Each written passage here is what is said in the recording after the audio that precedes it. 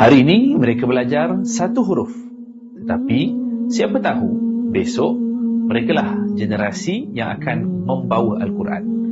Tuan-puan sekalian, jangan pernah kita memandang kecil seorang anak yang masih bertatih membaca Iqra. Kerana semuanya bermula daripada satu huruf. Daripada tidak mengenal huruf hijaiyah, mereka mula belajar daripada bacaan yang masih tersekat-sekat, mereka terus dibimbing. Sedikit demi sedikit, bacaan mereka semakin baik. Dan hari demi hari, mereka semakin yakin untuk membaca kalam Allah. Dan insya-Allah, apabila pendidikan ini terus diberikan kepada mereka, kita sebenarnya bukan sekadar membantu mereka belajar membaca Al-Quran. Kita sedang membantu membentuk sebuah generasi. Generasi yang mengenal kalam Allah, generasi yang mencintai Al-Quran, dan insya-Allah generasi yang membawa nilai Al-Quran dalam kehidupan mereka sendiri. Tetapi perjalanan mereka masih sangat panjang.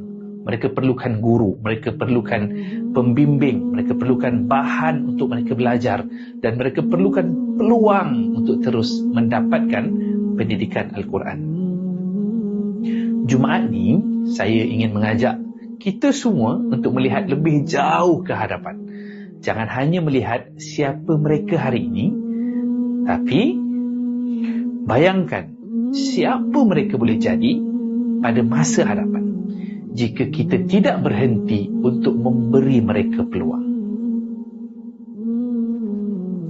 Mungkin hari ini kita menjadi asbab mereka untuk mengenal satu huruf, dan mudah-mudahan daripada satu huruf itulah bermulanya sebuah kehidupan yang sentiasa bersama Al-Quran.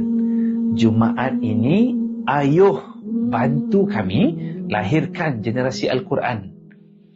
Semoga setiap ilmu yang mereka pelajari, setiap ayat yang mereka baca, dan setiap kebaikan yang lahir pula daripadanya menjadi amal jariah buat semua kita yang menjadi asbab. Hari ini kita bantu mereka belajar.